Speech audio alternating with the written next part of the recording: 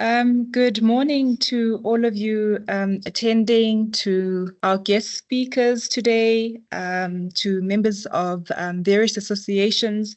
Thank you so much for making the time to be with us and to join us today for this auspicious occasion where we celebrate women from all walks of life who know that their place is at the forefront of the economy.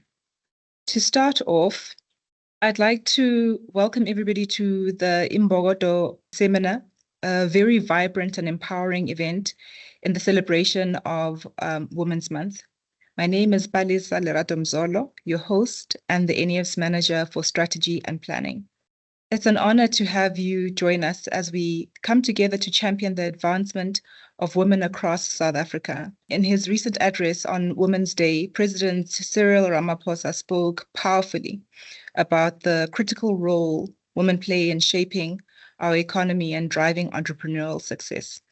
He highlighted that women must take their rightful place as active participants in the economy, owning businesses, creating jobs, and leading industries. He stressed the importance of strategic support and initiatives aimed at uplifting women entrepreneurs and advancing their economic empowerment. So joining us today to help us with sharing insights and information that can be used by all to further our various journeys into taking up our place, our rightful place in the economy, will be speakers from different organizations, and I shall introduce them as follows. We will be joined today from the National Empowerment Fund by Nomazisi Sipondo. We'll also be joined by Vasha Haranath from the Department of Trade, Industry and Competition, the South African Institute of Black Property Practitioners will be represented by Ayanda Makaza, and the Women Economic Assembly will be represented by Mahadi Buthelezi. From the South African Women in Construction and Built Environment, we will be joined by Ms. Lillian Mehlemakhulu, and from the Black Business Council, we'll be joined by Nokuthula Ndlovu. These organizations are pivotal in supporting women's entrepreneurship and economic growth. Each speaker will provide valuable insights into how women can leverage opportunities, access resources, and drive change in their respective fields. So today's engagement has a special hashtag, and if you can spread it far and near, the hashtag is hashtag iMbokodo webinar, and you're welcome to tag the NEF, the DTIC, the BBC, SAIBIP, and that's SAIBPP, WECONA, which is WECONA, and SAWIC and BE, which is SAWIC and BE. Let's amplify the conversation and celebrate the remarkable achievement of women together. To introduce our first speaker, Ms. Nomazisi Sipondo is the acting Umnotho Fund Manager at the National Empowerment Fund. She plays a very pivotal role in building women empowerment programs, as well as guiding women entrepreneurs on accessing financial support and resources to grow their businesses. I will then hand over to Ms. Sipondo. Thank you, Palisa. Thank you so much for that introduction. As Palisa has indicated, my name is Nomazisi Sipondo. I'm acting fund manager of the Umnotho Fund. So what I'll be doing is I'll be taking all of us through the NEF's funding criteria. I'll also touch on WEF, just to honor the occasion. So I've got a presentation that I'll take us all through. And then later on, I think we are present and available to field off any questions from the floor. So I've loaded the presentation right now. Please type in the chat if you're struggling to hear. And also if you've got any questions regarding the presentation, and all of us will try to respond to as many as possible. The theme for this webinar is empowering women entrepreneurs. Our topic is basically looking at the NEF's products and services, as well as our funding criteria. So I'll start off with the mandates of the NEF. We established as a promoter and a facilitator of Black economic transformation.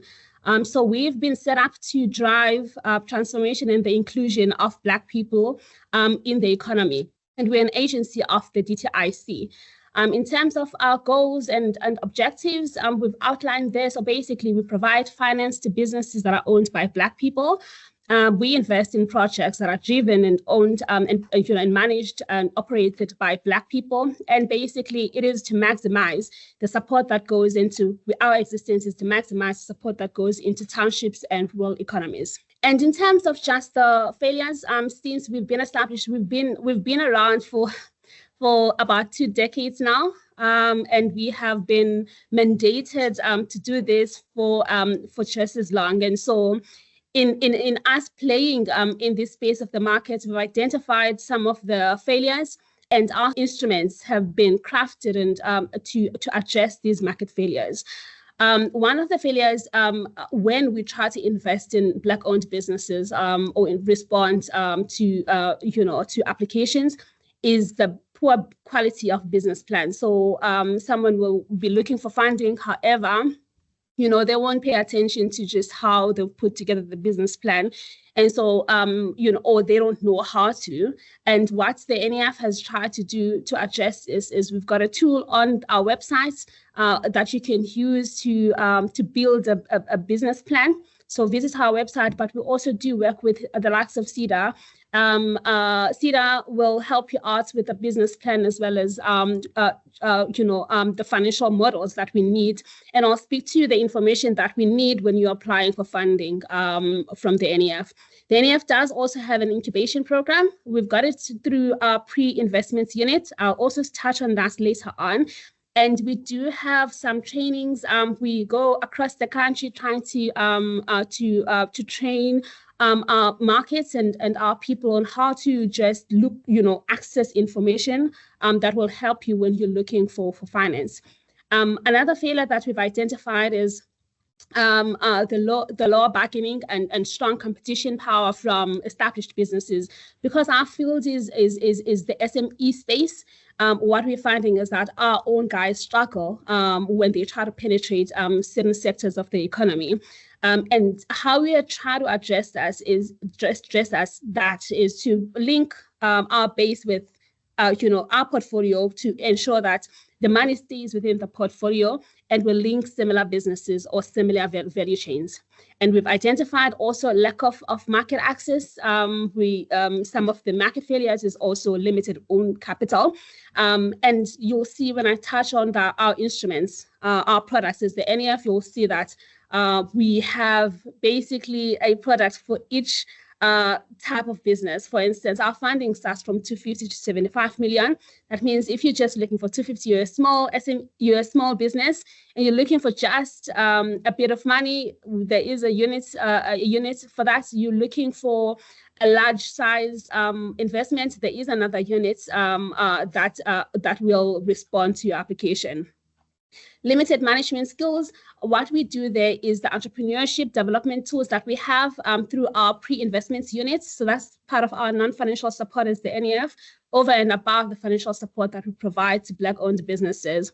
But even when we've given you funding and you're sitting, you are part of our portfolio, you would be handed over to our post-investments unit. Again, they help you out with, ensuring that your business does not fail.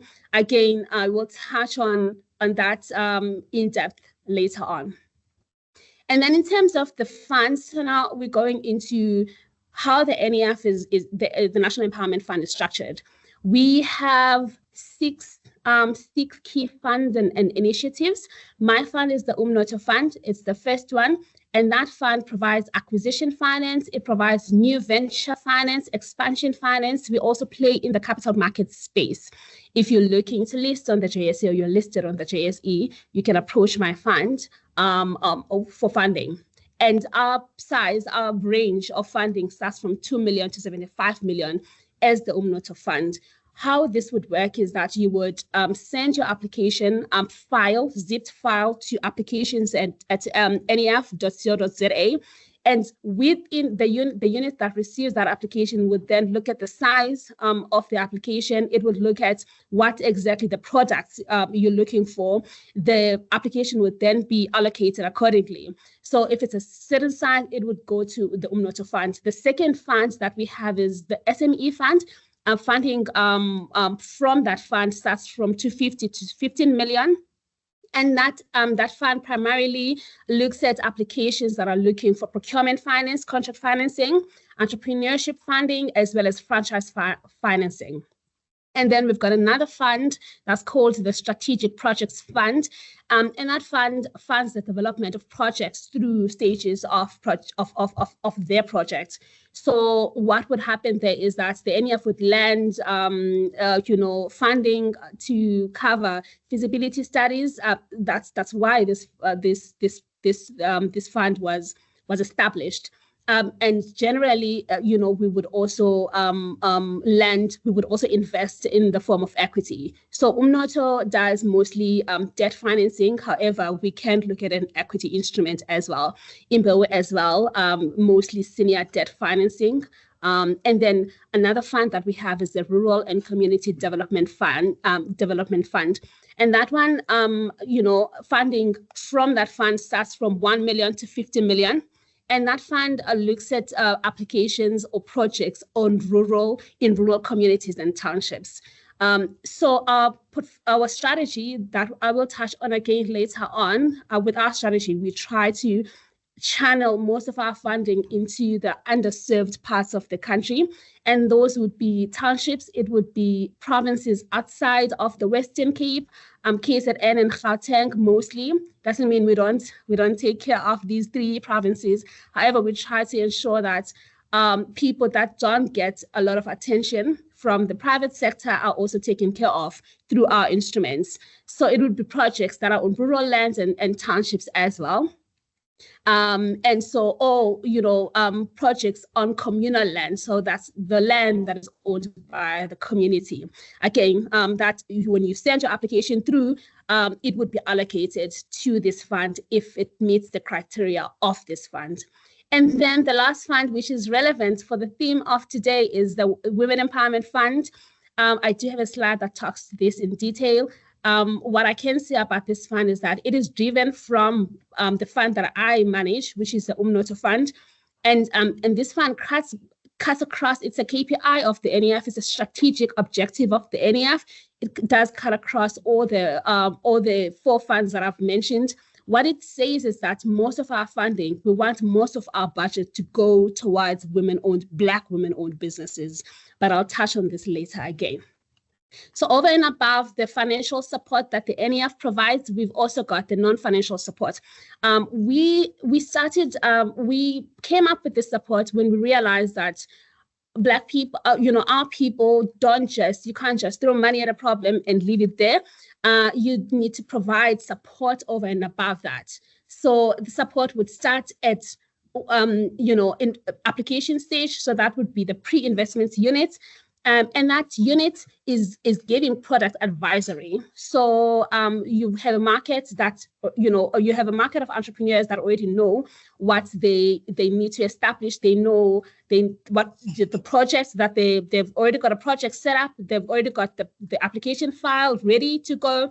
Those can be sent to us. However, you do have another entrepreneur that has a concept and the idea. However, they haven't put pen to paper. They haven't started with putting the documentation together. So you can call the NEF, we can walk you through how you go about putting together an application file. You can also walk in, you can set up a face-to-face with the unit, and we will basically take you through our processes as well, because what we need is an application file for us to start looking at your application. And that is, again, the unit that also does entrepreneurship development and training, as well as, just a bit of the administrative side of getting the applications, set up. So reach out if you'd like to get face to face or to have a chat with this unit. It's at application stage. And then we've got another non-financial support unit called the Socio-Economic Development. And that is looking at applications at existing NEF transactions. So this is now the NEF portfolio. Once you've attained funding from the NEF and you're sitting in our portfolio, there are other interventions that we've put in place to educate, to ensure that you gain market access, to assist you post us having funded you. Another unit that we have is the post-investment unit. And that's the unit that monitors the investment once we have put money into your business. We are basically invested in your business throughout the for the time that you need to service the loan. If you're experiencing challenges in your business, you need additional support, the post-investment unit would be the unit that you contact. We place someone on the investment throughout, so you've got someone that you're interacting with on an ongoing basis. And then the last unit that we have from the non-financial support is the turnarounds, workouts, and restructuring. And we saw this when COVID happened, and a lot of businesses were going through challenges. So what would happen is that if you're struggling to pay us back because you're experiencing challenges, your business would be taken through this process.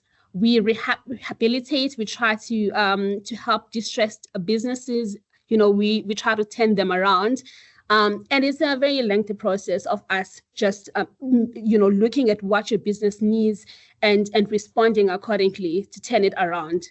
And so because we understand that our market needs more support, it needs more help once you've funded it. Guarantee you that we don't give up on people when they experience challenges. We are trying to establish and develop sustainable businesses for the long term. Who is the NEF? What have we established? What have we achieved since we've been formed? I'm going to highlight our achievement as the organization in terms of just how many transactions we have approved. We've approved about 1,600 transactions since we have been in existence, and those transactions have been worth 14 billion. And that is national across the country. So the NEF has an office in every single province. We've got a physical office that you can walk into if you are based in the Eastern Cape, Limpopo, all of the provinces. Head office is in Johannesburg. However, we've got presence everywhere. So there isn't a business that we're not willing to give financing to, and that also speaks to our strategy that I'll touch on later on. So yeah, we've approved 1,600 transactions to the value of 14 billion. We've disbursed close to 10 billion to date. Into those investments and businesses. We've collected just about 5 billion from the businesses that we've invested in. And so we have been heavy in investing in strategic and industrial projects to the value of 12.6 billion because we understand that those are the projects that are going to generate the most jobs. So the NEF has a role to play in ensuring that our money goes into socially impactful projects. We are wanting to respond to the issue of unemployment. And so our strategy speaks to which investments we can put our money in. And those projects have to be the ones, or those businesses have to be the ones that are going to generate as many jobs as possible. And then the rest, I won't go into detail on the rest, but I just wanted to highlight what we have done for those that are unfamiliar with the NEF brand. And that just speaks to the monies that has gone into women-owned businesses. As an organization, we want a minimum of 40% of our investments to go towards female-owned businesses. And this has happened over the past 10 years. In terms of just the sector spread, if you're looking at women-owned businesses, again, to honor the theme of the day, you'll see that a lot of the applications are coming from the manufacturing space, construction. We've got applications from the energy space, and that would be the petrol stations as well as the green energy space. And then you've got property. That is a strategic move for us to go into property. as well as services and transportation. And then the strategy, the NEF strategy, currently what we are looking at as an organization is, we've got a regional focus strategy. We want our money to go into the 6 other provinces. So those would be any province outside of the Western Cape, Gauteng, and KZN. It doesn't mean, again, we won't invest in these 3. However, we've got our target is 45% of our budget has to go into the 6 other regions. In those regions, we also want the money to go into the rural parts of those provinces outside of the urban areas. So if you're wanting to establish a business, a manufacturing facility, property related venture, it has to be close to the people. So that's the that's the fund strategy right now. So if you're looking at getting funding from us, you have to think around what our focus is currently and whether your application speaks to this focus. A second big strategy that we have is the WEF strategy. That is the Women Empowerment Fund strategy. We want our portfolio to reflect the demographics of the country. And those are that the country is predominantly female. Our country is largely, it's about 51% female currently. We want the portfolio to reflect that. The NEF is saying, between 35% to 40% of our budget has to go to majority women-owned businesses anywhere in the country.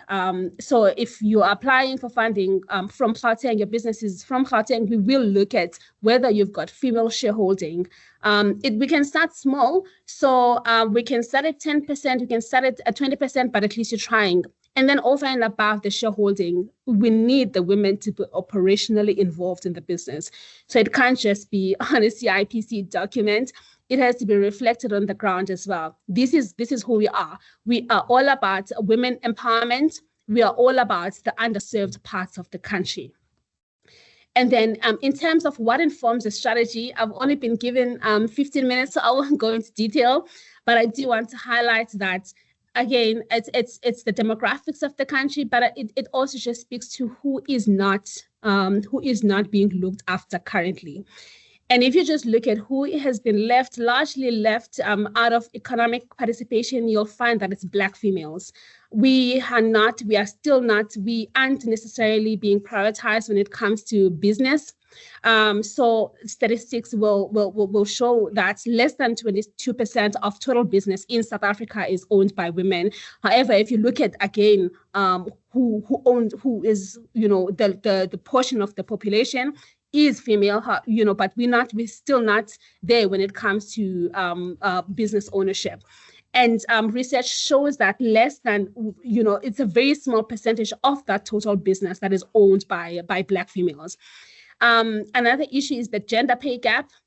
The labor market is more favorable to men, and men are still paid better than women, regardless of race. And we've also found that there's still a very small percentage of women that occupy top management positions. We want that to change. And once that changes, you will see more businesses championing the inclusion of females in every unit of their businesses. Once you've got representation, it just filters down, and that drives our strategy. Another reason that we want to play in the space again is because women entrepreneurs, based on just us having been in this space, businesses that are run by women are sustainable in the long term. They generate a better returns, and they've been proven to pay us back. So they are good payers, and women do run strong businesses in general. What is the Women Empowerment Fund? We started this fund 10 years ago. And so this year we celebrate 10 years. We do have an event that's coming up to celebrate 10 years of the existence of the Women Empowerment Fund. And I like to say that for a very long time, it was just us. We were championing funding going to women-owned businesses. For a very long time, we've had partnerships with other stakeholders, but consistently, for the past 10 years, we have ensured that every single year, a portion of our budget is set aside for businesses that are owned by women. Funding within this fund starts from 250 to 75 million. Like I said, the criteria is that your business has to be 51% Black women owned. And our unique selling proposition is pricing. So if your business is women owned, we look at pricing. It's priced in a more concessionary. Our price. We use a pricing model that references the prime rate. However, then we look at the margin. So it can go up. Your price can go up or down depending on ownership. If it's a women-owned businesses, you will be rewarded when you look at how best the margin will go down to take into account the fact that your business is women-owned. Some of the unique challenges that we're seeing when we look at women-owned businesses is the technical expertise, because women have largely been left out of participation. They do need a bit more support when it comes to running businesses. We are seeing the challenges around access to information. SME funding as well is not available for Black businesses in general, but when it comes to women-owned businesses, we're finding that women, when they start knocking on doors, not a lot of doors are willing to open. There's not a lot of strong female networks. That's another challenge. So, who are you talking to as a woman when you're looking for funding or when you're looking to start a business? Is there a network, a group of females that you can go to? There isn't that many, compared to the male networks that are everywhere across the country. That is something that we'd like to change. That's why we've got funds like this, where our portfolio can speak to each other within the portfolio. The funding and the conversations can stay within. And another issue we're experiencing is confidence. This is softer. However, sometimes we do struggle with this when it comes to female entrepreneurs. Are they confident enough to start knocking on doors, to start talking business? We do note the competence. However, sometimes when it comes to confidence, to speak up and to ask for what they need, this is something we struggle with, and also cultural norms that I've spoken to. This touches on the web portfolio landscape. So it's just the NEF, just primarily. So earlier we looked at the performance of the NEF in general. This is looking at our web portfolio since we've been established. So since inception, we've disbursed 4.5 billion to businesses that are female owned. And to date, our exposure is sitting at 1.9. This is just the balance of what remains of the monies that we've disbursed to female-owned businesses. And since we've been established in 2014, our highest approvals were between 2021 and 2022. And that was when we had a partnership with the DTIC. We were given, the DTIC helped us out by allocating 141 million, and we matched that with a 141 million of our own, and that money was set aside to prioritize and disperse, that funding to majority female-owned businesses, and it was a success.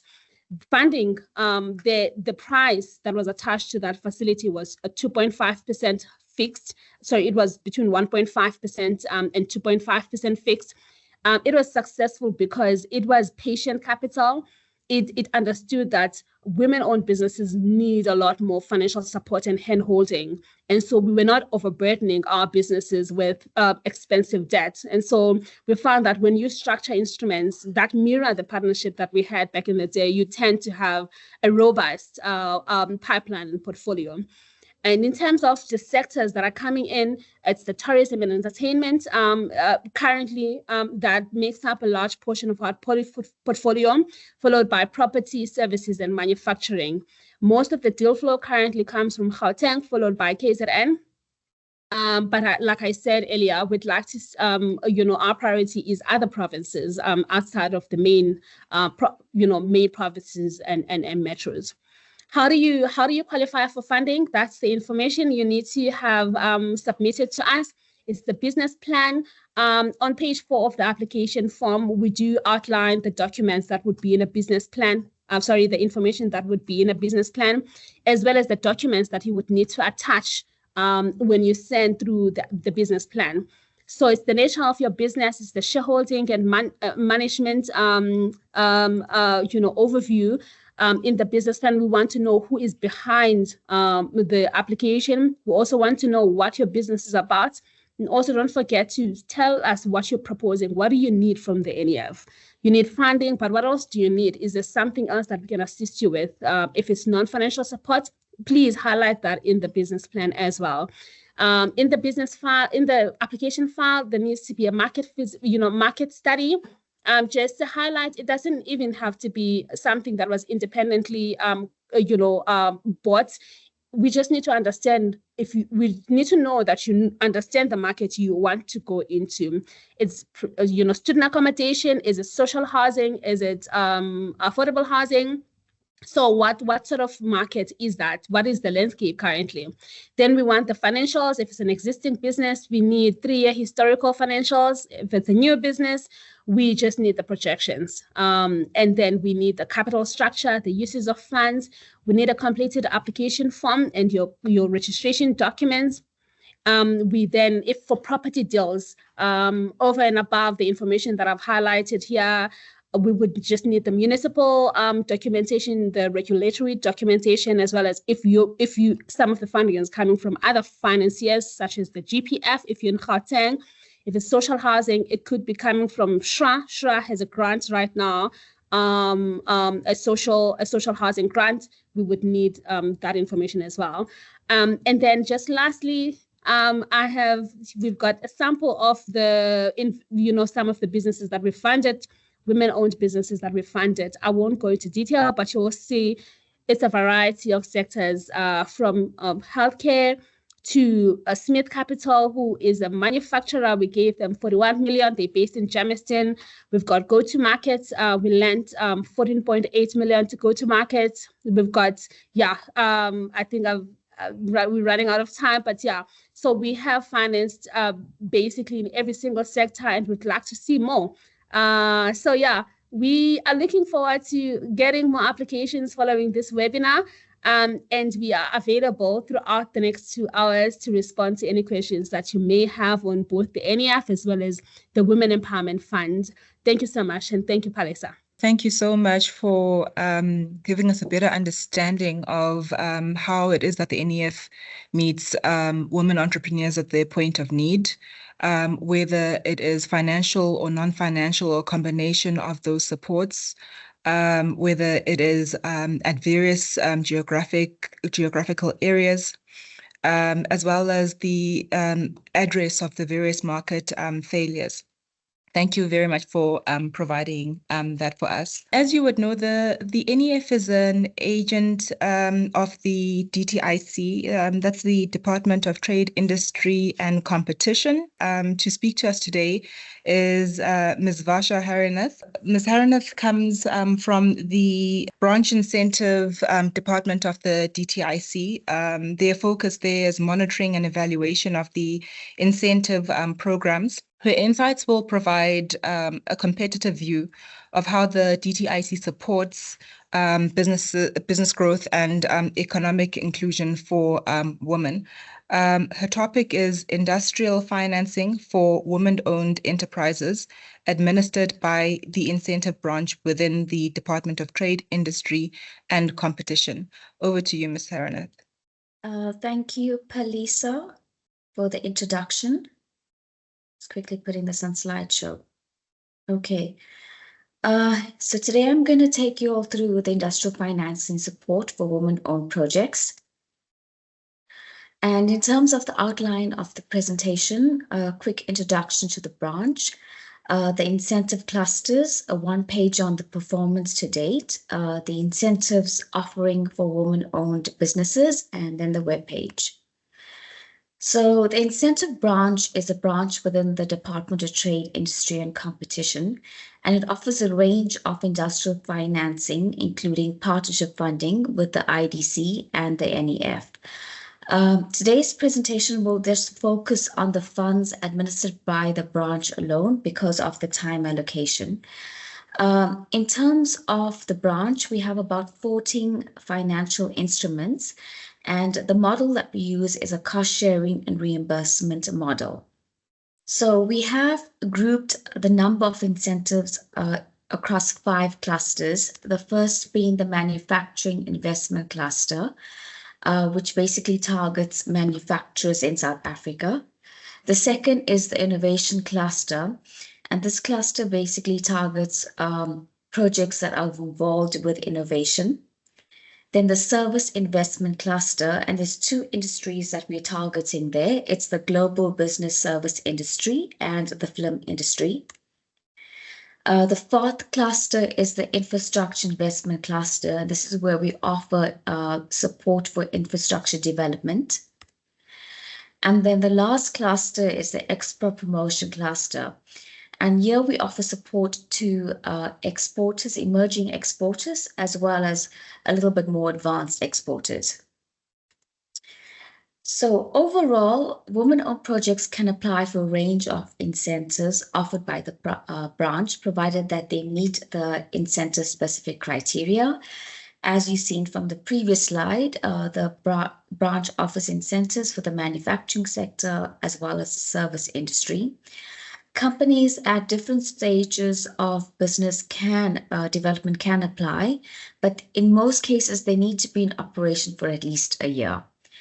The main qualifying costs that applicants are reimbursed for include capital such as buildings, machinery and equipment. Then there's tooling as well as competitiveness, business supported, which includes software packages and compliance certification. In terms of the last 5 years and 6 months, the branch has dispersed over 900 million funding to more than 180 women-owned businesses, and these are operating across industries, across provinces and district municipalities. Looking now at the first cluster, the manufacturing, the first scheme here is the Black Industrial Scheme, and the scheme has been designed to attract more Black industrialists to start operating in the South African economy.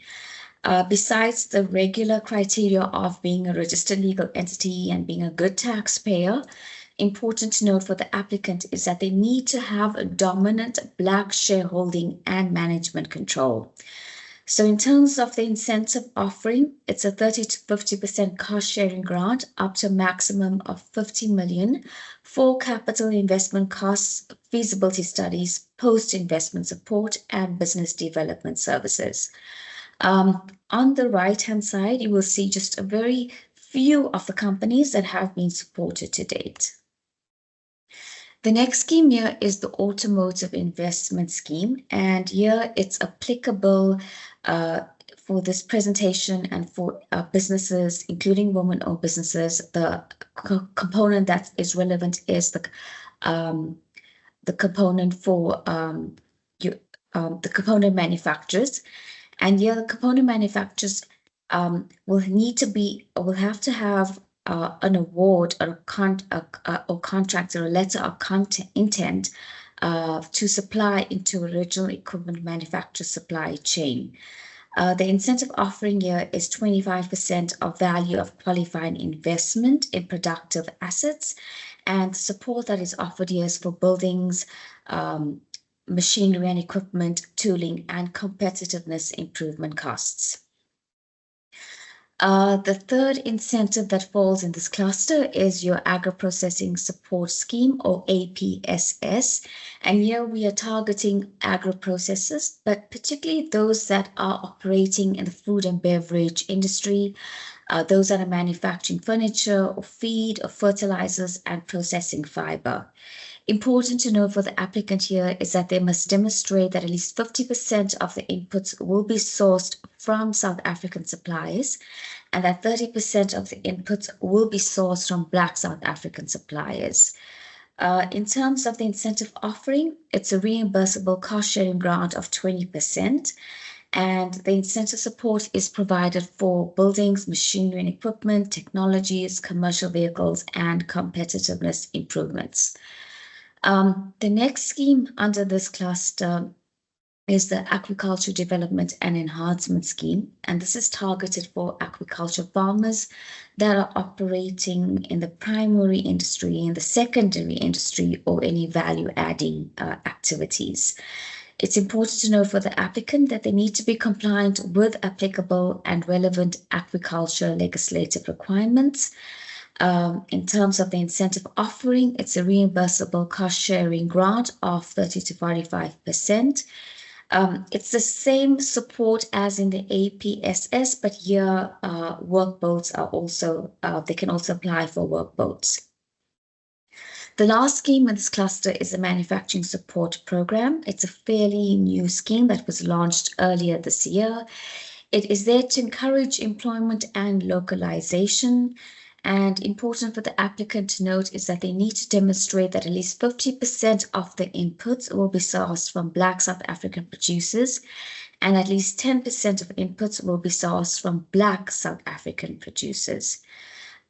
Incentive offering is a cost-sharing reimbursable grant of up to 20% for projects and a 30% for women-owned projects. The next cluster is innovation cluster, and the first scheme here is the Technology and Human Resource for Industry Program, or THRIP. So this basically offers funding for the research phase of an innovation.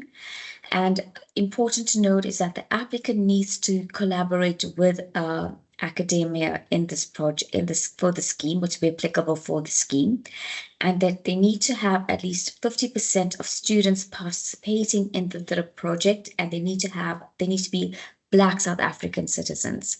Incentive offering here is that it's a 50 to 90% cost sharing grant up to a maximum of 5 million per year for a period of 3 years.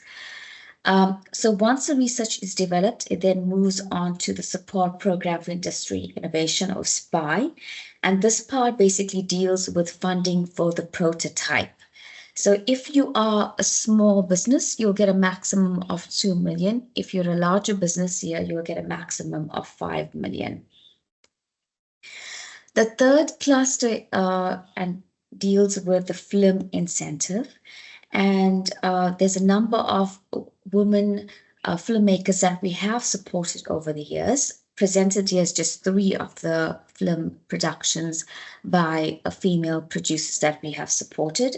So this incentive has 3 categories. The Black Essay Filmmaker category, the Foreign Filmmaker category, and the Essay Film Maker category.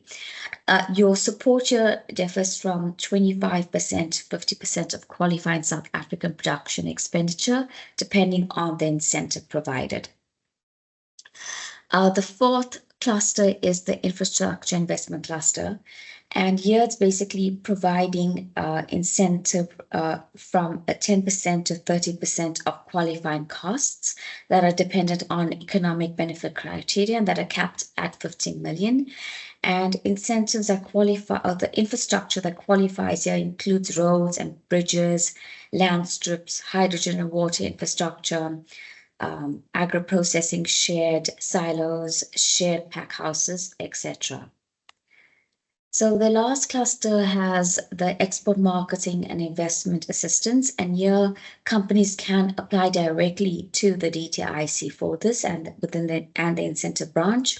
So here the company can attend online or in person, and there's a preferential support for marketing materials for women.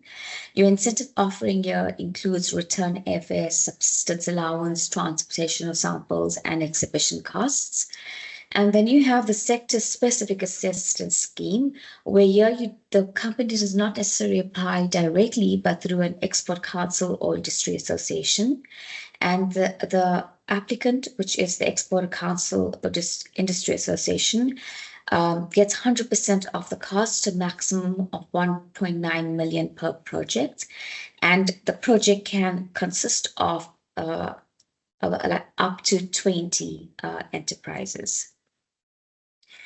So because of the time allocation, I've gone through this very quickly, but all this information is on the DTIC website.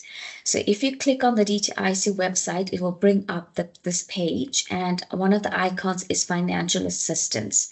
And if you click on financial assistance, you will see the range of incentive support. And if you click within each of those incentives, you will then find more details on the incentives, as well as contact details of the branch officials that can be contacted to get more information on, for example, how to complete an application form, how to complete a claim form, etc.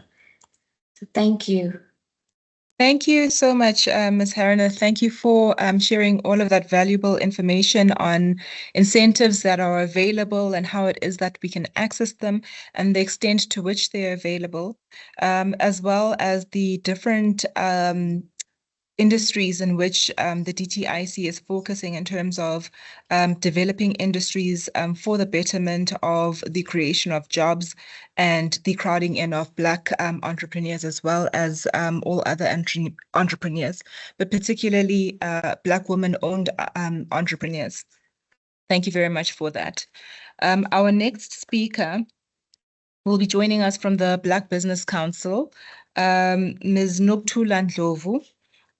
Is at the BBC as the ICT chairperson. The Black Business Council is an advocate for Black entrepreneurs as well as Black business in general. But is also at the strategic center for advocating for Black-owned businesses in South Africa by way of not only through ensuring that the tools that assist Black businesses actually do what they intended to do, but also advocating for policies that assist Black businesses in thriving, because tools are one thing, but an enabling environment is another. Please help me to welcome Ms. Ndlovu, who will be covering the topic championing economic empowerment, the role of Black Business Council in advancing Black businesses. Over to you, Ms. Ndlovu. Thank you very much. Hi, good afternoon, good morning. Perfect. It's still morning. You're audible. Yes, thank you. Yes, it's still morning. Is it Miss Mzolo or Mrs. Mzolo? So that I address Mrs. Mzolo. Okay, so Mrs. you are not a Mam Zolo, Mama Mzolo. Okay. Mama Mzolo, Mam Mzolo. Yes. Good morning, beautiful ladies, and I know that we've got some gentlemen, and I just want to applaud Unomazisi for sharing such a very detailed presentation of what the NEF is doing, and also to the DTIC team for sharing on the incentives. And I really hope that we have more women that are going to be taking this information and apply it into their daily lives. So I didn't prepare a presentation, but I want to share about the role of Black Business Council. I'm an entrepreneur. I run a technology company, and I've had the privilege of going through an application process with the NEF a couple of years ago, when I required financing for a fund for the shares that I was acquiring in another company.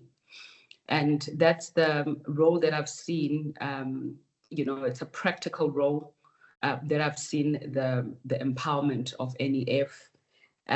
We went through the process, but I ended up going for another option of the vendor financing. All right, so I'm a business member of the Black Business Council. And the Black Business Council, as Mrs. Mzolo Opalisa was explaining, one of our main objectives is to look at public policies and mobilizing public policies. And it's one of the things that I advocate for as a woman, one, who's an entrepreneur, number two, who also realizes that when you look at the stats from different DFIs and banks where women funds are being distributed, we are still below than where we should be. You know, information is shared, we attend seminars, and I mean, one of the roles through the Black Business Council that I was given was to be the chairperson for the Indian Ocean Rims Business Forum, which is 26 countries along the Indian Ocean. And this is through the Black Business Council, right? It's 26 countries that are along the Indian Ocean with 10 dialogue partners. And this is another step of Black Business Council empowering women to be in spaces where decisions are made, where multilaterals and bilaterals are discussed, where the agendas across even the Indian Ocean is intentional on woman empowerment, and the latest is the climate change. One of the things that I just want to highlight, Nomazizi, if you can just make note, when you were you know, presenting some of your the sectors where you've given funding, maybe it's hidden somewhere. I didn't see technology, maybe because there hasn't been women that have been coming for technology challenges, I mean technology funding. I also know that because it's not physical, it's only data center, which is part of infrastructure. Those are the ones that are common in the cabling. But the other sectors like the digital economy, I'm just wondering, just note that for me, I'm just wondering if the NEF has advanced to look at that type of funding, because the data economy is one of the next fastest growing economy, which also includes the creative economy, because we are in the digital and content driven economy these days. So the Black Business Council, what we've done in the past 12 months, you know, we have our annual summit, and we encourage women to participate in our summit. If you look at our national office barriers, we've got 2 women, one looking after the professionals and one is looking after the Treasurer General of the Black Business Council. What we have as the Black Business Council, you know, the Black Business Council empowers us to take the policies that we need, that need to be socialized. Now, a lot of us as women and us as women, and I'm just talking about the entrepreneurs, some women entrepreneurs with the different spaces that we would be invited to. And I think this touches the non-financial assistant that the NEF or the DTIC can get actively involved in. This is women understanding the different types of funding. I think in the past 15 years, when the BE transactions were taking place, there were different structures of funding, and one was also grant funding. There's a misconception that funding means it's a grant that you don't pay back. Believe you me, it still happens when you sit with women that are entrepreneurs. And this type of program that we've started today, this webinar, I believe that as BBC, we can look at an intentional partnership of socializing what type of, what is funding, and you know, what you presented here from the DTIC and NEF, we start to look at it practically, where you are within your business. You know, some of the things that we've seen in Black Business Council, because people assume that when you come to the Black Business Council, you're automatically going to get, I don't know, a tender, or you will get funding. But what we do as the Black Business Council is create an enabling environment, you know, for women entrepreneurs to get access. You know, for example, even this meeting is an access to get information collaboratively, where you wouldn't be able to get it as effective as it is on your own. Another impact that we have is that we are able to elevate the conversation and elevate the lobbying of our policies. And one that we are very proud of is the recent amendment of the public procurement bill that the president signed on the 23rd of July. So we are starting to see corporates and not just public sector, but also private sector coming to the Black Business Council to lobby some of the policies that are going to create free competition, especially from international companies, digital and e-commerce companies entering our markets. And one that I want to be very vocal about, because we are going to be advocating for that, it is the threat of Temu into the market of South Africa. You know, as is, Temu does not have offices in South Africa. Temu does not have a bank account in South Africa. Temu does not have physical investments in South Africa. But if you can right now research how much Temu has been able to take out of our country from the time it launched in February until now. And also some women-owned businesses have been affected. I mean, I met a group of women who were showing me the pictures of what they were sewing and what they were making that they had advertised on their social media on these days. And then Temu took those and put it in their platforms, and then they were selling those for a quarter of what the original price was. So the type of also non-financial, you know, assistance and lobbying and coming together as women is understanding that there's a digital, there's an e-commerce, you know, threat to some of our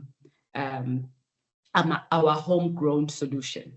Now, if someone has made a dress like this for me, it was their design, they bought the material, they invested in creating a page on LinkedIn. I'm just talking about something so practical, you know, and it's one of the, you know, many businesses that women are involved in. You take a picture like this, you put makeup, you go on social media, but Temu has platforms of using technology to look for Black woman-owned garments, and they copy them and they put them on their website, and they've got budgets for days to make sure that the people that had clicked there, they are able to access the same dress. But if it was 500 rands, they can get it for 100 rands. So that is killing, and that is unfair competition for, you know, for women-owned businesses in South Africa, because you can't compete with that. So what does that mean? Are you going to stop Temu? No, you're not going to stop Temu. It means that you are going to come together and lobby with the Black Business Council to make sure that we make our government aware of this, and we lobby and we put a policy with the DTIC and the Minister of Finance to make sure that we do not have unfair competition, you know, and also even when Temu, yes, I am using an example of Temu, even when such e-commerce industries flooding our country, we are able to still participate and have some benefits, you know, as entrepreneurs in South Africa. I also just want this to be, I don't know if the question and answers are going to be now. What has happened in the past 12 years with the BBC? We've had some companies. We've been having some companies and you know, coming to speak about their access to funding. In the past few weeks, we also had the PIC, the unlisted funds of the PIC, to also explain to us where they are in terms of the unlisted funds that have been released, where they are in their cycle, how much has been released, how much is left, what is their minimum funding, and when is their next cycle for them to get this funding. Something similar to what Nomazizi has explained with the different type of partnerships and the structures on how funding is received. And we also just applaud the work that has been done by both the DTIC and the NEF. However, as the Black Business Council, we keep everybody accountable, our government, our private sector, including the DFIs as well. So one of the commitments that was made during the Black Business Council, where your chairperson was also one of the panelists, and I'm hoping that this is the meeting following up the commitments that were made by various financial institutions that were there at the Black Business Council. If you get a chance, I'm the one that challenged them. I was one that posed the question to say, when we meet next year, can we not have a talk show? Can we look at which entities, how we've grouped ourselves? The report that Unomazizi was sharing, and I know that there's also responsibility so that we also don't complain. Which of the applications have been submitted for the WEF funding or the different funding, from, the different funding. How far, what was the experience? So that when we meet, we are meeting with quantifiable. It is not just a talk show, feeling good, sitting down there, because at this stage,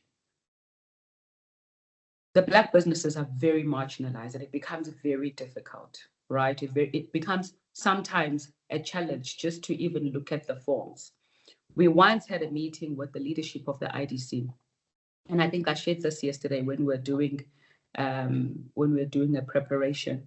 And one of the things that the IDC CEO also admitted, he said he also looked at the forms. And this, I think this was probably like 2 years ago. He says, I also looked at the forms, the application forms. They are a challenge. It is a bit difficult for me to understand it as a CEO of the entity.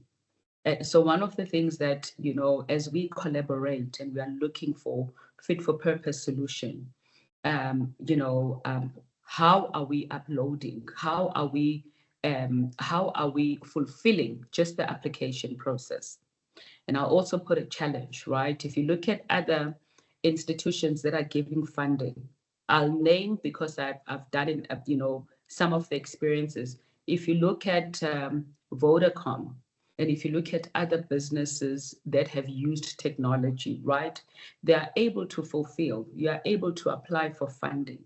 And this, I'm not lying, guys. You are able to get funding within a week because of the type of technology and their verification process that they are working.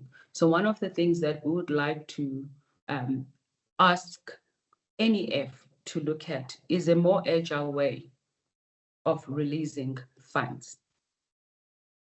A more agile way of releasing funds, especially if the WEF has the minimum of 250K upwards. If there can be a more agile way of fund application from the time you receive your application into being approved for the fund, right?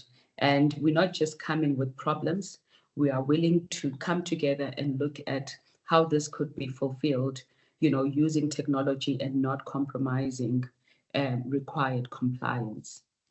Another things that, the members would like to look at is to collaborate, with you is transparency.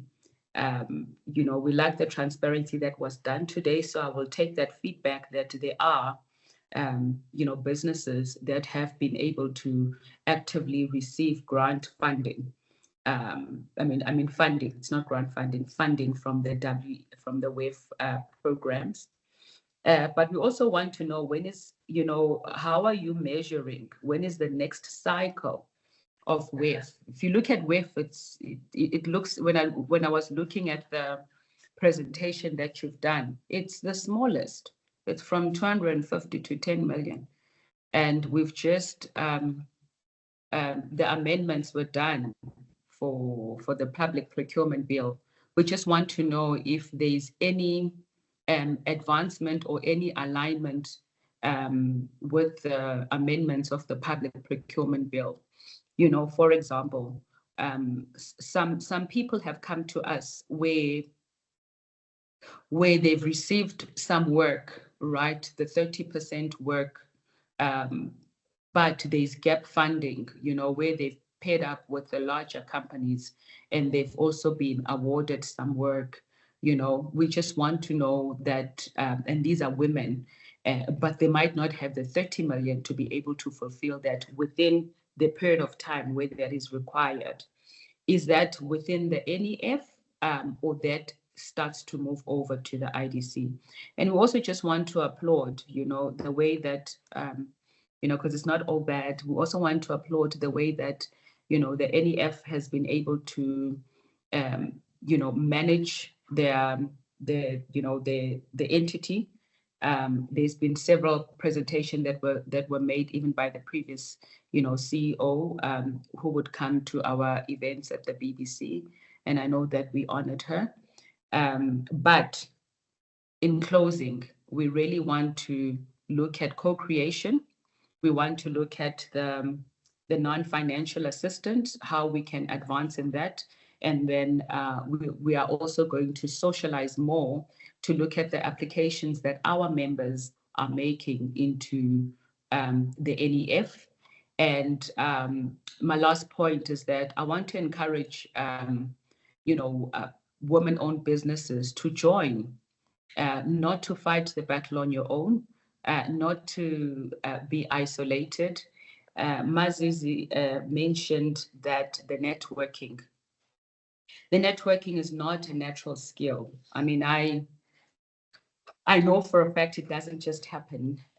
Other people are born with it, and other people, it's a skill that you have to develop. Maybe one of the things that we could look at a collaboration between ourselves is intentional network mapping. How to come into a place, how to ask for money. We tend to think that this comes natural. It does not come natural. And also, it's not just for women to be taught how to ask for money, how to prepare for your financials, and how to ask for money. There is a non-financial socialization that needs to be done, even for men. Some of the women that we've met is that when you go to ask for money to certain demographics, sometimes our own Black men, they become very uncomfortable. When you've done applications, it's almost like there's a benchmark, for women. You can only ask for this amount of money and you should be grateful. So there's also entrepreneurship and business socialization that needs to be done to some colleagues. And I think that the DFIs are a bit different. They are used to money conversations, but maybe the DFIs should also work together with us to create programs, of how women should feel comfortable to request for funding, to speak about the money conversation, and also make, the other demographics, males, Black, white, Indians, to understand that when a Black woman is coming to ask for money for her business, it's not you doing her a favor. Even the way that you listen, it's one of the unconscious and unspoken biases that are happening, and no one is talking about them, or no one is even aware of the experiences that they are giving when funding or applications or presentations are being done. So thank you very much for this opportunity, and I will still be around for Q&As. Thank you. Thank you so much, Ms. Ndlovu. That was very insightful, and I want to believe that our participants have drawn quite a lot by way of your account of the work that's covered by the BBC. What I've certainly picked up of value to take forward has been the collaborative effort of the BBC together with private and public sector in terms of funding in assisting Black businesses to grow, as well as to assist with the lobbying for an environment that is enabling. I think particularly keen for me has been the Temu discussion. So the role of lobbying for the protection of local SMMEs, as we know the economy is built on the back of the development of SMMEs. Those small, medium, and micro businesses are those that create jobs and advance the South African economy. And it is through the majority of that particular segment through which South Africa will grow going forward. And certainly looking forward to the collaborative efforts in terms of moving forward the money conversation for women in the South African economy. Thank you very much for that.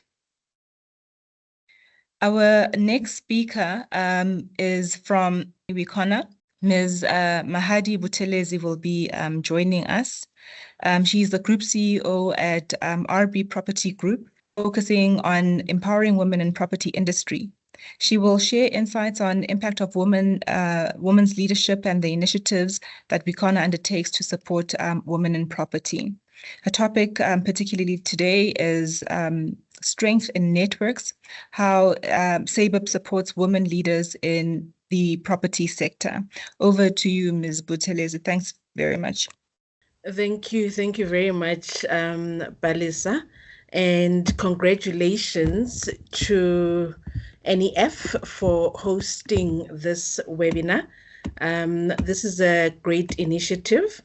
Look, mine today is basically to touch on women in leadership, breaking barriers and driving change. A very good morning to our esteemed guests, colleagues, and fellow leaders.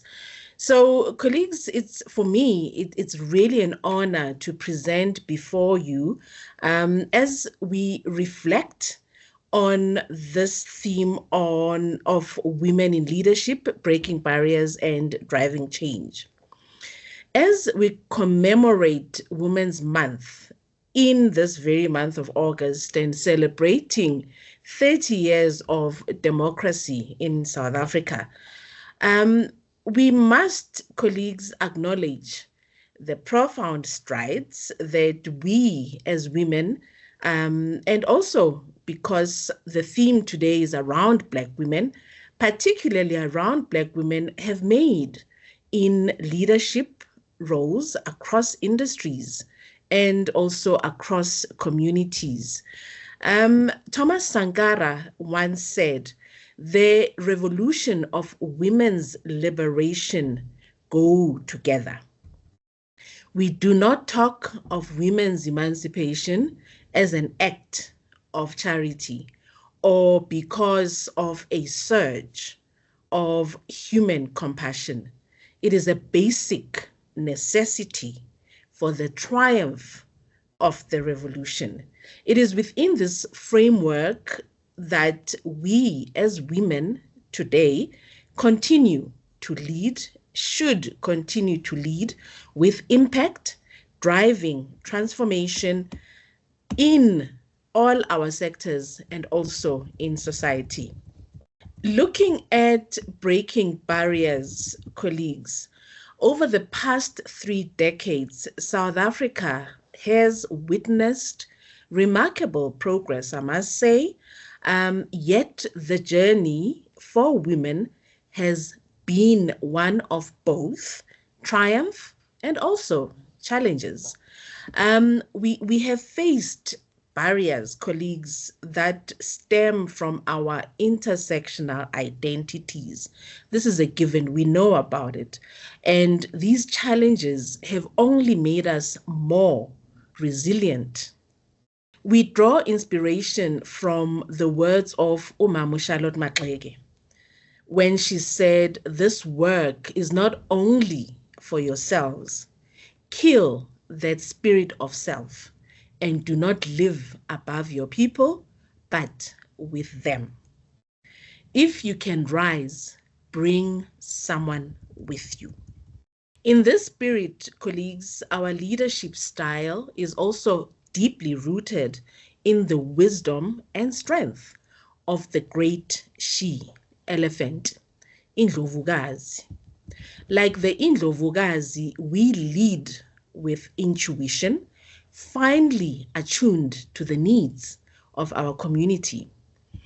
The she-elephant colleagues is a guardian of her herd, guiding them with a profound sense of purpose and care. Similarly, women leaders are not only breaking through glass ceilings, but also are dismantling the very structures that have held us back.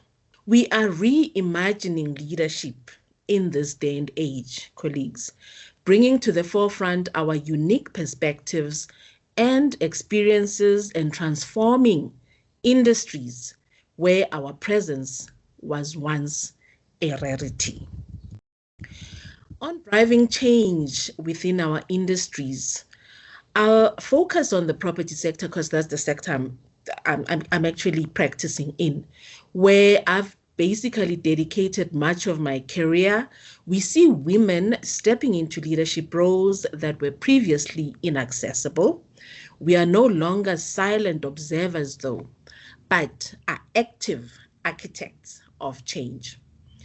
Through the Women's Economic Assembly, We Corner, which was launched by our President, Cyril Ramaphosa, in October of 2021, and birthed out of the National Strategic Plan on Gender-Based Violence and Femicides, Pillar 5, and Outcome 5.1 thereof. We, as We Corner, advocate for the economic empowerment of women across all sectors. Our key focus is on the supply chain, value chain, and ecosystem. WeCorner's mission aligns with the vision articulated by Umam Albertina Sisulu when she said, "Women are the people who are going to relieve us from all this oppression and depression. The rent boycott that women started is not over yet. It is not over yet in this country." However, it is crucial, colleagues, to recognize that to truly empower a woman and enable them to lead, we must address one of the most significant barriers they face: access to finance and funding. Traditional banking systems, with their rigid rules and bureaucratic hurdles, often exclude those who need financial support the most. This, colleagues, is where we must find innovative solutions, challenging the very status quo and creating financial pathways that are accessible, equitable, and responsive to the realities of women entrepreneurs and leaders. At WeCorner, we are committed to pushing beyond these conventional limitations. Ours is to advocate, agitate, and accelerate. With that, we are exploring alternative financial models, advocating for policy changes, and working with financial institutions to develop products that meet the needs of women in the sector that I'm practicing, being the property sector, and also beyond. This isn't just about providing finance and funding. It is about empowering women to fully participate in the economy, to invest in their communities, and also to lead with impact. WeCorner, colleagues, is an inclusive assembly, open to all races and dedicated to the empowerment of women from all backgrounds. Our strengths lie in our diversity. However, our demographics, our population says otherwise. And we also believe that true transformation can only be achieved when women of all races come together. This is collaboration being the new currency, to also share their experiences, insights, and vision for the future. By fostering a space where every woman's voice is heard, we ensure that our efforts are comprehensive, far-reaching, and impactful. On shaping our communities, colleagues, leadership extends beyond the boardroom. It is about community building. As women, we carry the dual responsibility of leading industries and uplifting our communities. We are basically the bridge between progress and tradition, between growth and social justice. The words of Maya Angelou resonate with us. I am a woman, phenomenally. Phenomenal woman, that is me. This phenomenal woman is who we aspire to be, leaders who are deeply connected to the needs and aspirations of our communities. iMbokodo, colleagues, we understand that empowering women across all sectors and also in the property sector has a multiplier effect. When women lead, they prioritize the creation of inclusive spaces, affordable housing, and sustainable developments. They bring a holistic approach to leadership that considers the well-being of entire communities, ensuring that our progress as a nation is felt at every level. Our role in shaping our communities is also about mentorship and legacy. We are committed to building networks that support and elevate the next generation of women leaders. We are creating ecosystems where women can thrive, where their contributions are valued, and where their impact is undeniable. Before closing, as we reflect on 30 years of democracy, as we mark 30 years into our democracy, we must, yes, celebrate how far we've come while recognizing the work that still lies ahead. The progress we have made is a testament to the resilience and leadership of women who have been at the forefront of every struggle and every victory. However, the words of Winnie Madikizela Mandela remind us that the struggle is my life. I will continue fighting for freedom until the end of my days. Our democracy is still young, and the journey towards true equality is indeed ongoing. Women's Month serves as a powerful reminder of the sacrifices made by women who came before us and the responsibility we have to continue in their legacy. It is a call to action for all of us to ensure that the freedoms we enjoy today are protected and expanded upon for future generations. In closing, I leave you with the powerful words of our own South African heroine, Umam Lilian Ngoyi. We want to remove all the obstacles that stand in the way of women's freedom. The path we walk on as women leaders is not easy, but it is paved with courage, with wisdom, and sacrifice of those who came before us. iMbokodo will continue to be a catalyst for change, advocating for the rights and empowerment of women in the property sector and beyond. But this mission requires the collective effort of all of us here today. I therefore urge you, colleagues, to break down the barriers, drive meaningful change, and lead with impact like the Indlovukazi, with intuition, with strength, and a deep connection to our communities. When we join forces, we can create a future where women of all races are at the helm of every industry and every community, shaping a world that is truly just, equitable, and prosperous for us all. Thank you. Wow, that was inspiring. Thank you very much for that contribution.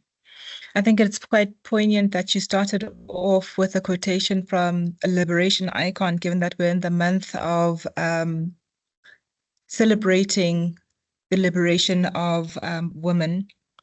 We continue to liberate ourselves through our participation in industry and in other means. One of those industries, as you so rightfully pointed out, being property through its extension to construction and the built environment. And so our next speaker will speak to how it is that women can participate in that space. And it is quite noteworthy to share that at the opening of Parliament, the president had quite highlighted the intention of turning South Africa into a construction site.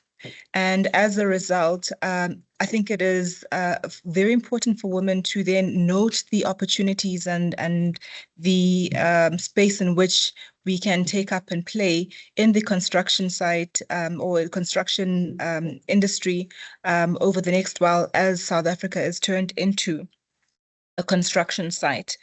So lots of economic opportunity there for us as women. And so the tag-along spaces being then the funding spaces towards those women participating in those spaces.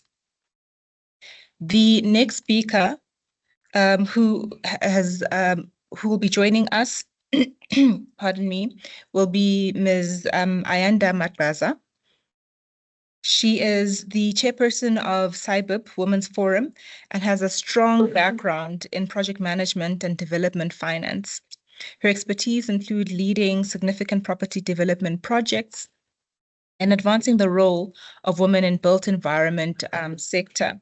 The topic with which she will be taking us through today will be strength in networks, as previously highlighted by prior speakers, the importance of networking and our ability to rise to the occasion when those opportunities come up, but also to speak to how it is that we can learn to rise to the occasion when it does prevail itself and be able to take up those opportunities to network with others. Pardon me for the echo. The continuation of her topic would be how SIBIP supports women leaders in the property sector. Over to you, Ayanda. Thank you. All right. Thank you, Palisa. And good afternoon to everyone in the room. As introduced, I am Ayanda Matbaza. I am a property development manager by profession, operating under my company Task Smiths Consulting. But I speak to you today wearing a different hat, the SIBIP hat. SIBIP is the South African Institute for Black Property Practitioners, and I serve on the board of SIBIP, as well as I sit as the chairperson of the Women's Forum at SIBIP. It's quite an honor to be presenting on this platform today and speaking on the subject of leadership in our sector, the importance of leadership and the networks in leadership. So as a precursor to the conversation, I just wanted for a moment to acknowledge and celebrate, the women who come before us, the women who in the year 1956 petitioned the government of the day and for the first time, brought the nation to a standstill and started to shine the light and importance of equal rights and gender inclusion. This journey is one that is still a long stretch, a long journey ahead of us, but not one that has not bared fruits.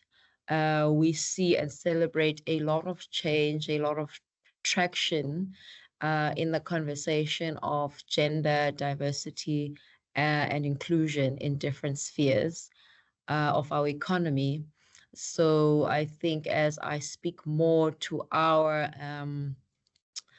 sector, the property sector, I want to celebrate those who come before us and also kind of spur on those who are a part of this journey, who've picked up this torch and who still move forward with us. So as CYBIB Women's Forum, we are, an organization that really has identified 5 particular objectives for ourselves. And those are largely, anchored also in the subject of leadership, increasing the number of women that are in leadership positions in our sector, because we believe that if we have those women voices in the room, then, we have a representative advocate in that room. So we also then have an objective centered around increasing the level of ownership. Women own property in one way or another in our sector. We seek to develop mentorship avenues. And so in that way, kind of growing the pool of women that participate and are active in the property industry. Collate and create a reliable database, become an information hub, an information point for people to access women in the space. Because as opportunities arise and people look to connect, we want to be able to bridge that gap of information as a body.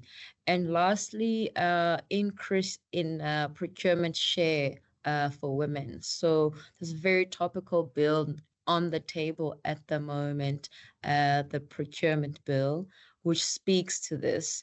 And we also see it as a function and objective of ourselves as an organization to ensure that women are at the table, they are participating in this 40% that we speak of.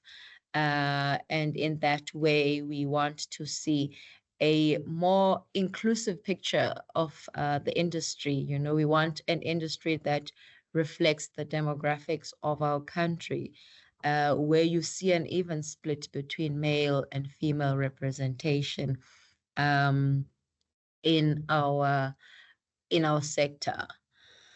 Now, where are we in this journey? And I look at some of the information that comes out of the State of Gender Report of 2023.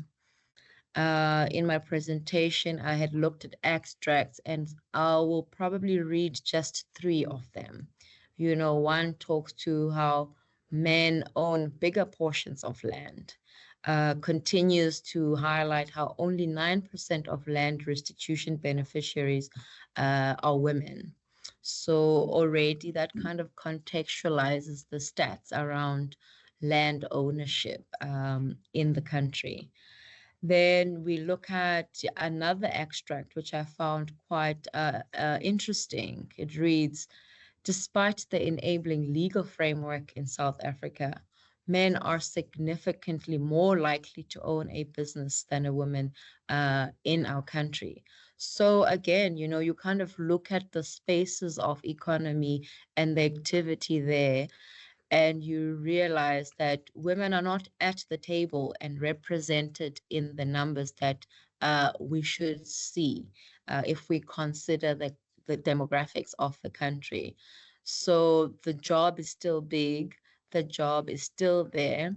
And, you know, when we read instances such as these, where we realize the legal framework itself is quite enabling.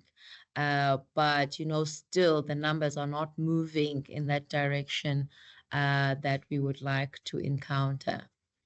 Then lastly, you know, one last extract that I also picked up from the report, it talks to the gender gaps in saving practices and borrowing behavior are quite notable, where it says women are more likely to save and borrow informally compared to men. So I think for me, that also highlights that, but women are active in this economy and in this space, informally or otherwise, you know, they are still fending and they are still participating in that manner. So I think when we think about the question of ownership, those three things do shine, or rather, I want to highlight those. Then we come to the subject of leadership.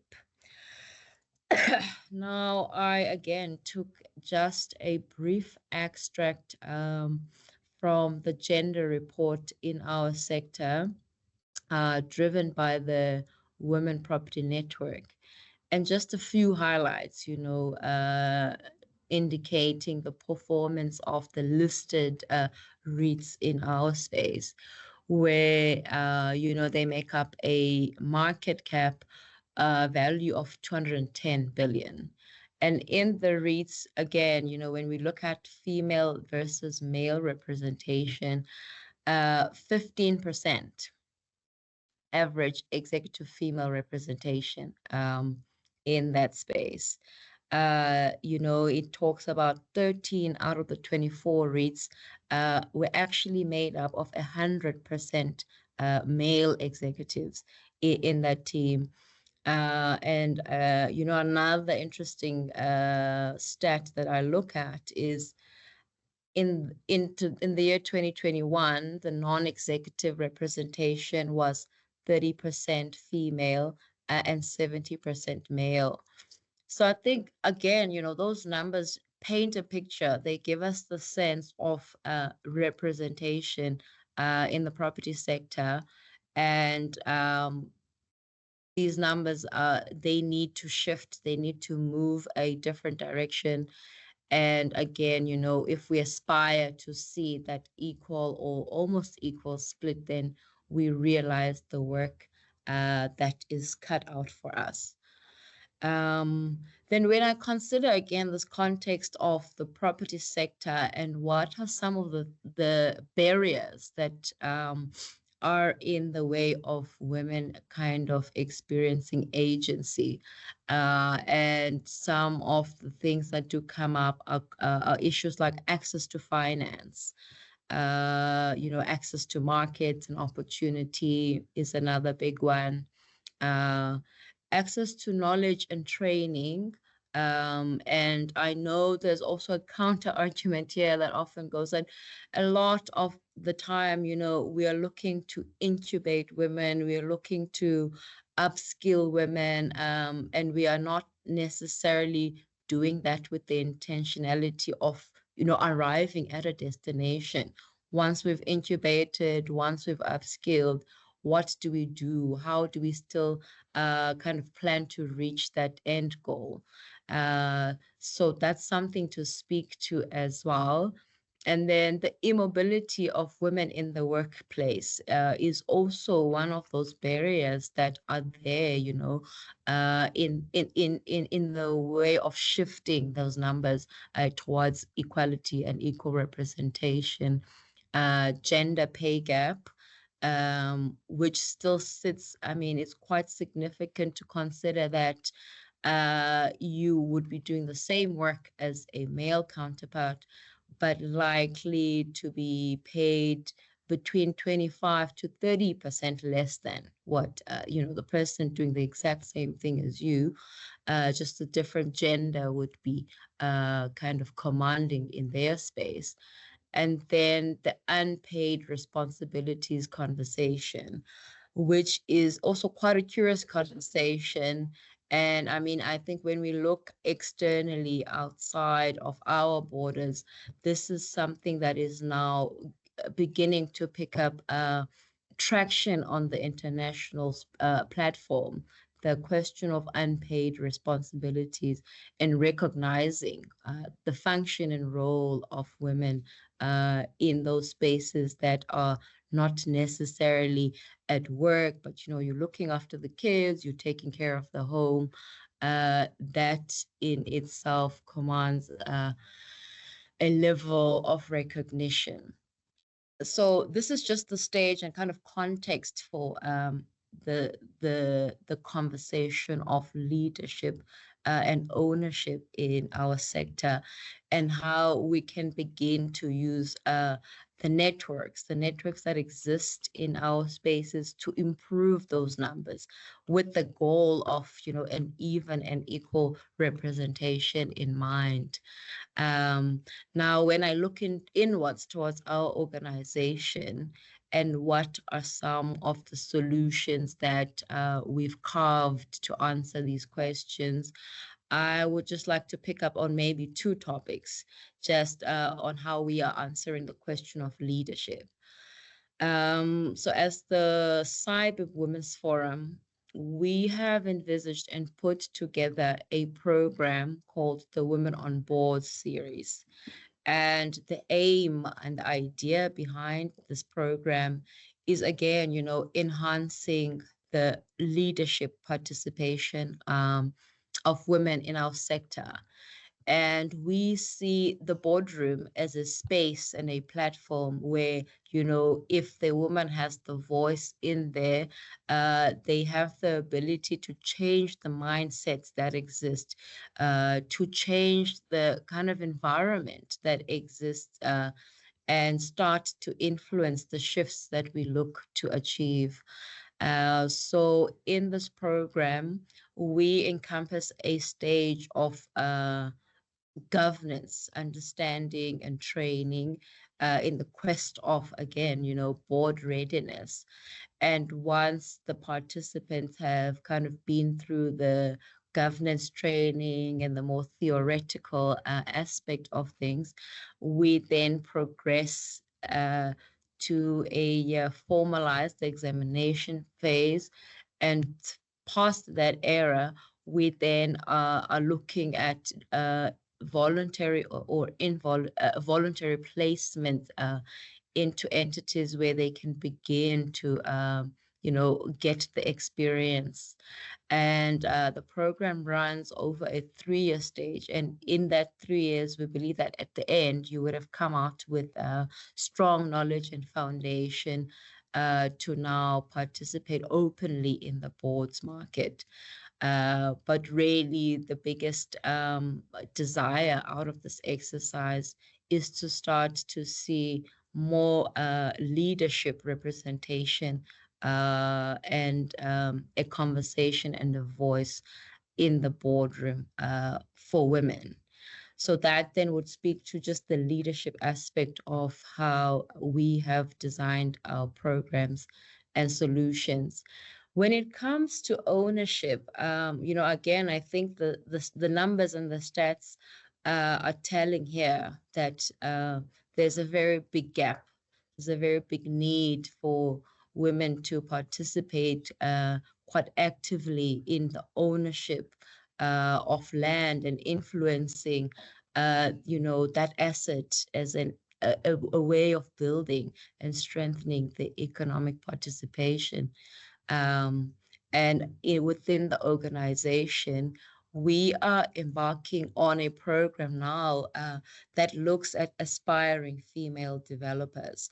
So a group of females who are going to come into the program and get very strong and supportive mentorship to kind of move from the idea of, I would like to be a developer.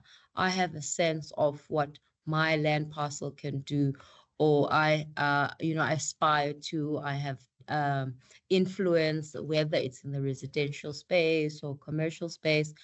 And we are looking to partner, and in fact are in the phase of strengthening agreements with the bigger brothers of the industry. So the more established organizations who will then mentor this group of women. And really what we want to see at the end is executable ideas that have received the time of day from a funding perspective, have actually reached the desk of a funder and evaluation, have gone through that evaluation and can now move to that period of construction and development and realization of this idea. And we are aiming to start with a pool of about 10 developers initially, but we see this as something that can grow and gain traction and eventually, create a sizable pool of women that play in the space. So because this is going to also be the participation of the organization is going to be able to pull in different stakeholders who form part of this network of SciBib. And I think through just infiltrating these spaces and being able to bring in those necessary resources, we will start to see the strength in being able to come together and collaborate as different kind of contributors to the cycle of developer. And it's going to be interesting to see what comes out of that. So I think when we consider then just those kind of two initiatives that are playing out within the organization, it speaks to the question of strength of network and how, that extensive relationship, those relationships that exist from an organizational point of view, where you can have, bankers under one roof, funders in the same room, even in the consulting and professional space.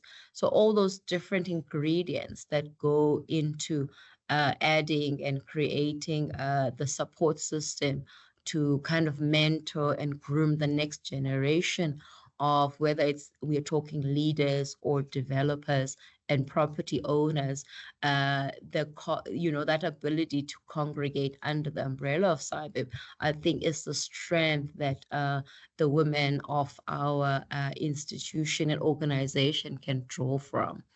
And then lastly, as I kind of conclude the conversation, I had a very interesting slide here, which is a picture of, a group or a big group of males kind of holding different placards, talking to equality for women, women's rights. And I think this would speak volumes, just the depiction of it, to show that there is a role for men and their voices in this conversation. When we kind of hit this month of August and we start running campaigns and conversations that are women orientated, we are not, as the female group, kind of pulling away from the greater society. I think it's always important to highlight that with everything that we talk about and endeavor to achieve, it's not with the exclusion of the male counterpart and what their role is in advancing, kind of the space and the equality for women participation. And I would really call on that kind of partnership to exist as well as, as a part of the broader stakeholdership in the conversation. And that would bring me to the end of my conversation. Thank you so much. Thank you so much, Ms. Makbaza. Thank you for highlighting the potential role in the new phase of emancipation of women through the procurement bill, as well as highlighting some key facts that we ought to be taking into consideration when also identifying areas in which we can participate or look to for new opportunities that are highlighted by the Gender Gap Report issued, the most recent one in 2024, as well as the intentionality of DFIs as well as private sector funders of how it is that we are intentional in ensuring that we actually have a specified destination with regards to our non-financial support initiatives. Where do those land the entrepreneurs whom we look to assist? And the varying roles played by women in industry and society, and the complexity thereof, and what that could potentially mean for women entrepreneurs and therefore the support that they require. So thank you for that invaluable share. We'd just like to share a few investees' stories who will be talking, as well as to get a bit more insight from the Q&A session. So if you can accommodate us perhaps for another 15 to 30 minutes, that will be very much appreciated. We will share a quick clip with you of another investee story. The two that we have lined up are Boniswa Incorporated as well as Wine Foods. Thank you.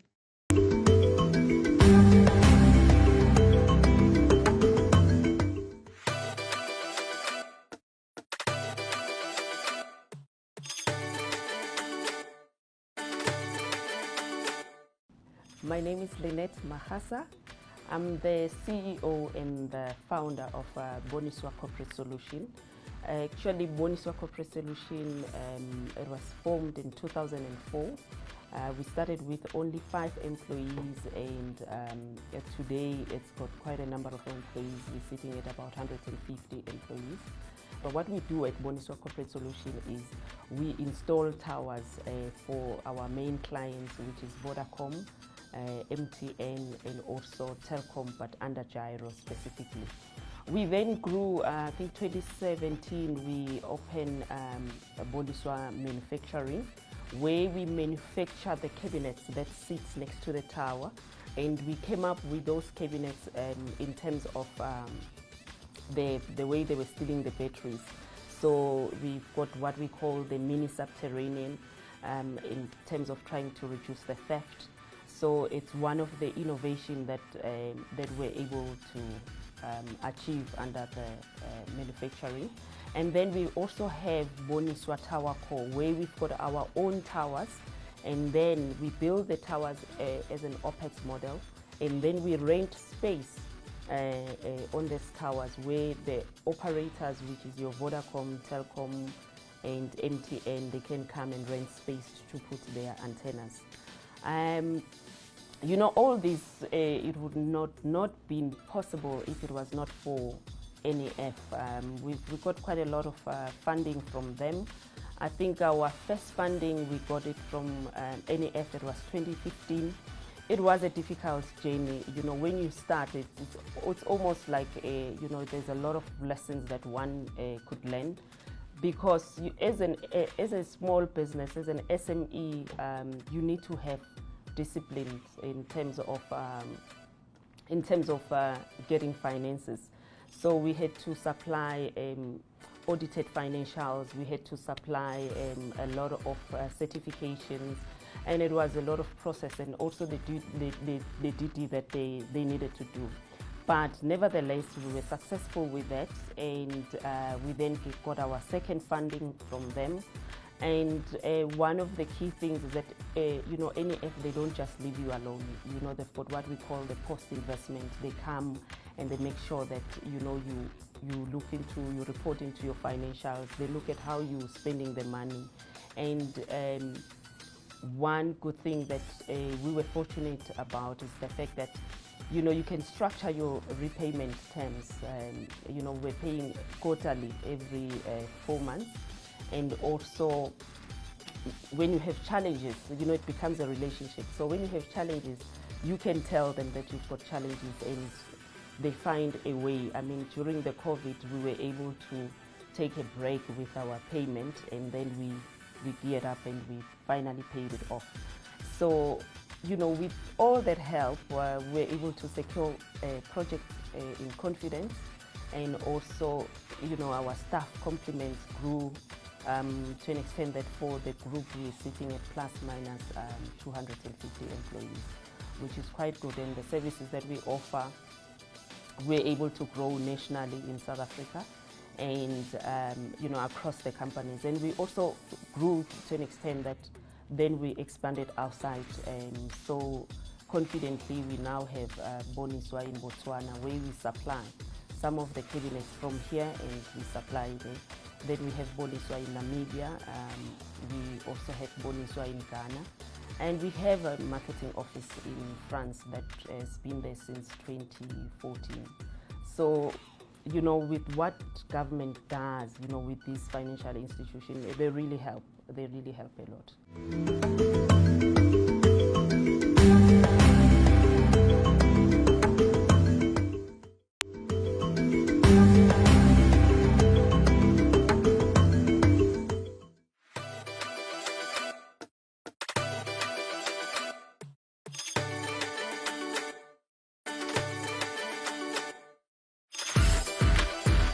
Hi, I'm Zanele from Wynberg Chicken. I am the Sales and Marketing Director at Wynberg Chicken. By profession, I am a financial planner with a background in finance, and I did my honors in financial planning. My passion really stems from impacting people's lives directly, which I'm able to do through financial planning, but I've always had, I guess, a dynamic outlook on different industries that finance can spread into. That's how I came past the opportunity to join Wynberg Chicken. And so I met with the owner at the time, who was looking to acquire the business from the previous owner, Katleho Khoza. She is my partner, and we immediately clicked. And so we came to the NEF to pitch for funding to bring the business back to a position where it could fully operate. Through the NEF, Wynberg Chicken has managed to create a significant amount of jobs. We have grown from 30 employees last year to 94 in 2022. The average day at Wynberg Chicken is basically us receiving 2 to 3 links of chicken from our supplier 3 times a week. And depending on the condition that it's received in, we can go to work on it immediately, or we have to leave the chicken to kind of defrost and become softer, that we may begin to inject. And what really sets Wynberg Chicken apart is our plant-based brine. So generally in the market, you would find chemical-based brine, but we have made it our competitive advantage, and really we've made it a point to inject our chicken with plant-based brine from a health conscious perspective. So this is our way of pushing health consciousness through our product, which is not ordinarily found in the chicken market. And so once they've been cut up, they get injected with the brine, and then they get packed into packaging, which then gets weighed. Thereafter, it gets put into our blast freezers, and depending on our demand, which is usually quite high, we are actually at a point where we're battling to meet our demand, because we've grown at such an exponential rate due to the capital injection that has come through the NEF. It's enabled us to tap into markets that we ordinarily wouldn't be in. And so the team is under pressure, and the business is growing faster than our operation is growing. But we are just trying our best to keep up with the demand, because this is the impact that we were obviously looking to make. And sometimes your blessings come a little faster than you expect them to. This is Zanele Zungu of Winebread Chicken, the Sales and Marketing Director, and we're so proud to be in partnership with the National Empowerment Fund to grow Black economic participation.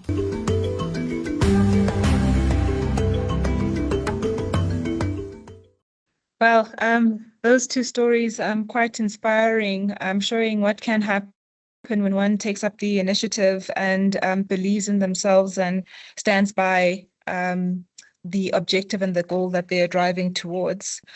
With that, then we will move on to the question and answer section. I think it is proper to then begin with the initial questions that were raised earlier on by Ms. Ndlovu, addressed to the National Empowerment Fund. I think just to really condense the questions, I think at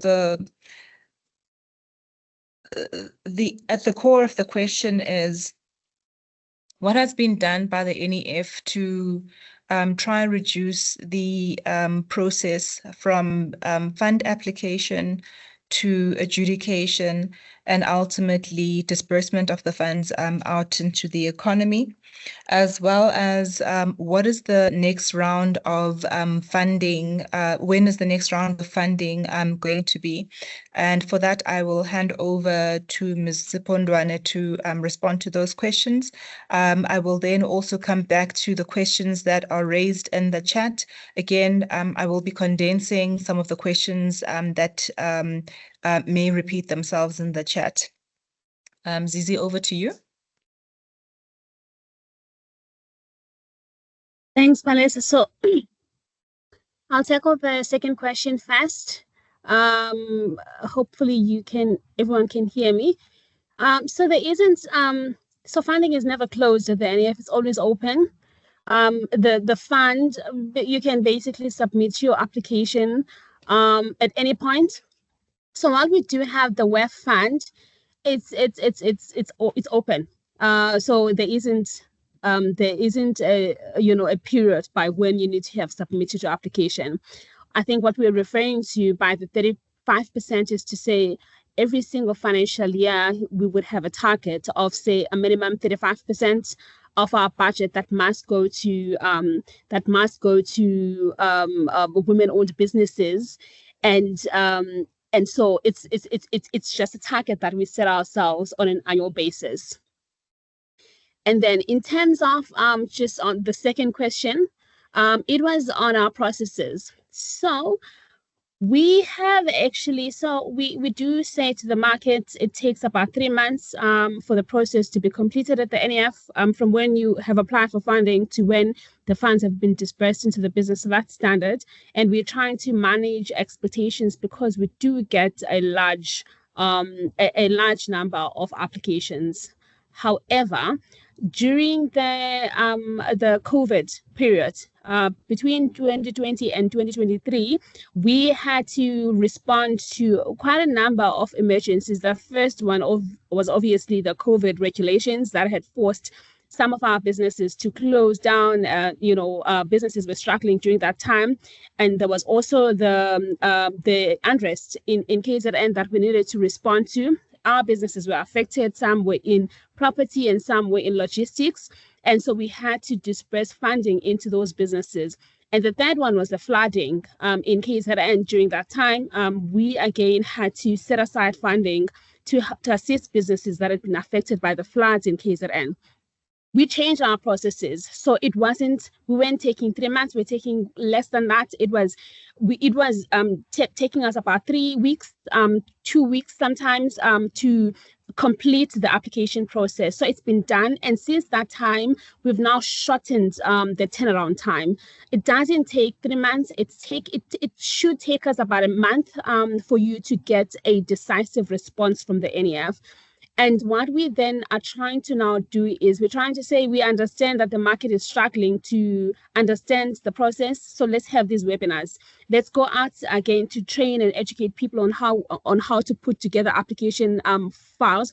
We're also saying perhaps we need to partner up with the likes of SciBib, with the likes of, WeConnect and other organizations that are in the incubation, mentorship and training space, and CEDA as well, so that by the time an application file gets to us, it's ready. It takes a matter of weeks because it's got the business plan that we need. It's got the financial projections that we need. And if there's contracts, those have already been submitted to us. So we have shortened our turnaround time significantly. I hope that addresses the question.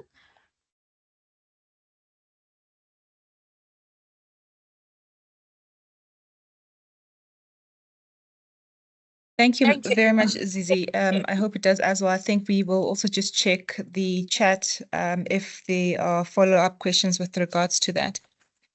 The next question relates to the digital economy.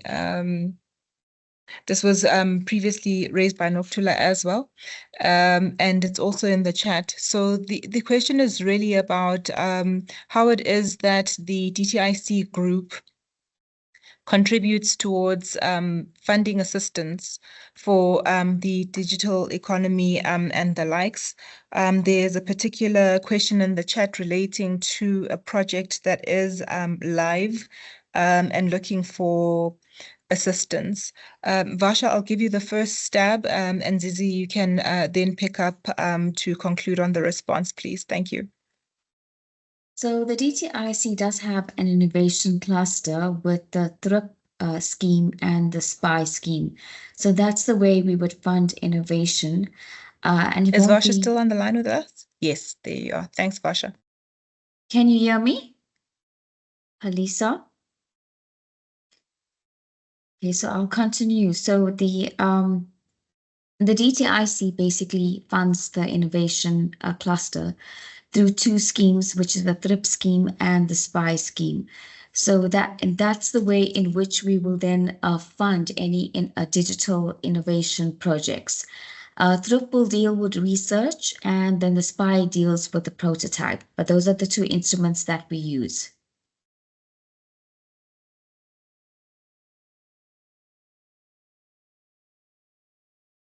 And just to respond,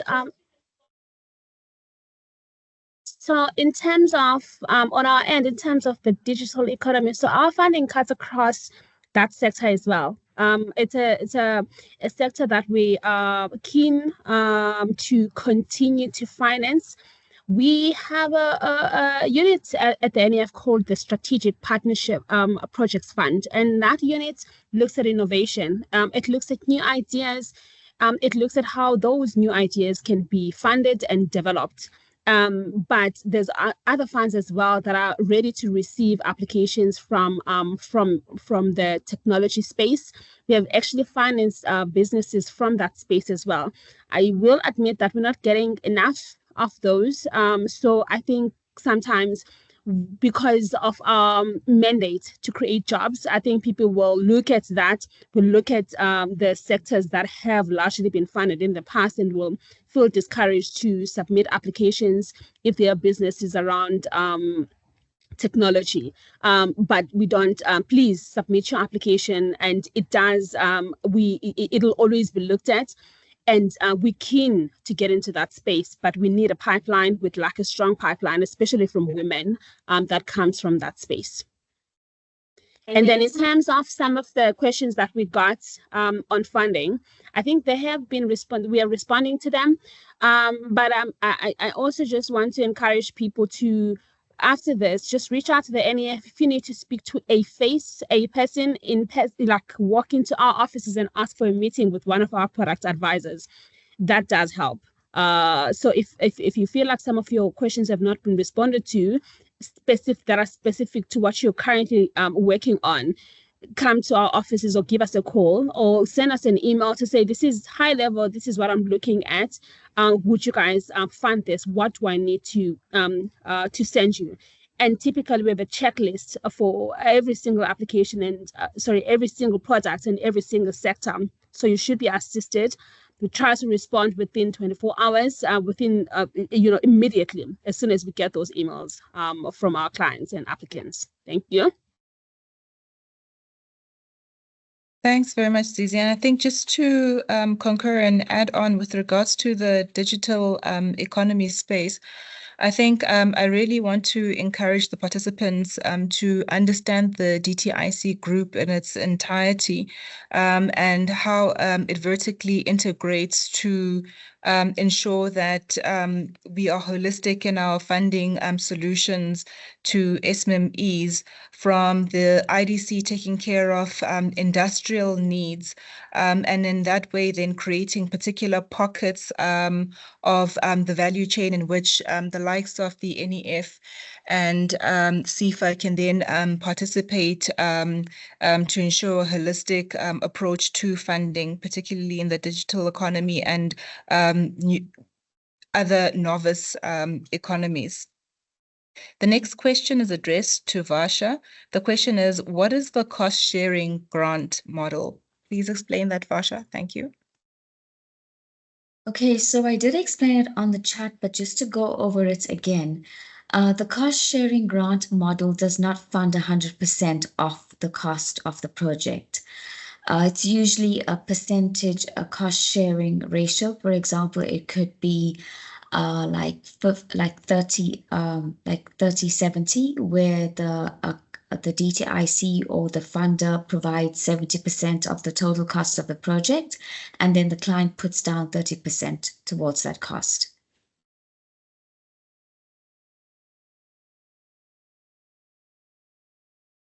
Thank you very much, Varsha. I think if there is a follow-up question, we'll pick it up in the Q&A chat.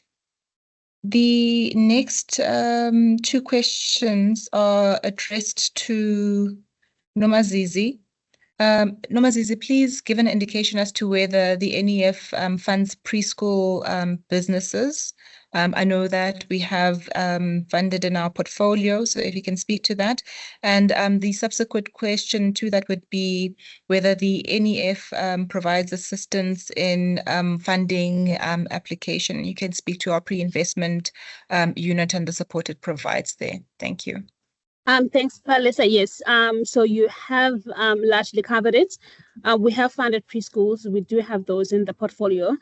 What the NEF tries to do is to look at what is not covered by government. So what is not a public a good currently, and that's the space that we want to play in. We also look at what the private sector is not largely covering. And then we want to play in that space. So preschools, yes, submit an application, and we will look at how we make it feasible and ready for funding. And then in terms of the help or support with regard to putting together an application, that there's pre-investment. So that unit has a number of product advisors that are going to take you through how you apply for funding and what we need in the application file.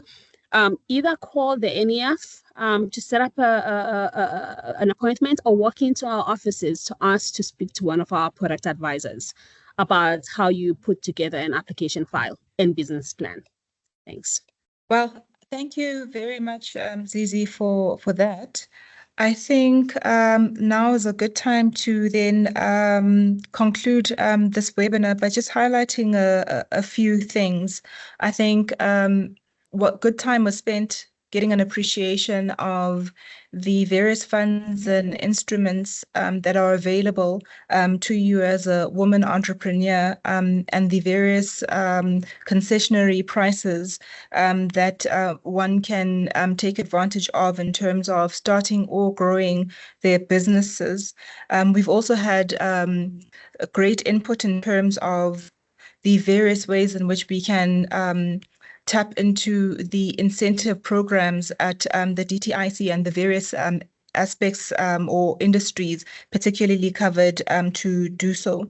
We've also gotten a good heed from the BBC in terms of the lobbying that is required in the industry to protect our small, micro, medium enterprises that may need protection from large international e-commerce businesses that threaten the very existence of the same businesses which we seek to fund and grow to create job participation, as well as a place for women, Black women in particular, to participate in the economy. So that being a threat, what is our individual contributions and our collaborative effort to then ensure that we protect these particular spaces? We also got good input with regards to how it is that we can continue to be emancipators of women by use of industry, as well as through other spaces in the social and cultural spaces. And this we got good contribution from SIBIP. We also received, that was Bikona in particular, and from SIBIP in particular, what we received was an echo from what Noktula from the BBC had covered initially with regards to the procurement bill and how it offers opportunities for women to then take up space in what the president had coined the South African construction site, or South Africa being a construction site. And with that in mind, we'd then like to close off by firstly thanking you all for participating in our webinar today. And I'm hoping that you have really gained insightful input and knowledge that spurs you into the next phase of your entrepreneurial journeys, and that you move from strength to strength, and that you've accessed information on how it is that you can access the NEF to be your partner in this journey that you are either undertaking or progressing on. And not just the NEF, but also its various collaborators in this particular webinar who can assist in your various journeys. I'd like to particularly apologize for the technical glitches that were experienced today. As a result, we were denied the privilege of hearing from Ms. Makulu as well as Ms. Desai, who would have covered different aspects of the program. But we endeavor to have them in various subsequent episodes of this Women Empowerment series that is run by the National Empowerment Fund. And with that in mind, I wish you a happy balance of Women's Month, and to recall that every day of the year is a Women's Day, and that a woman's place is at the forefront of the economy. And so with that, I bid you goodbye and share our gratitude as the NEF for participating with us today. Thank you and goodbye.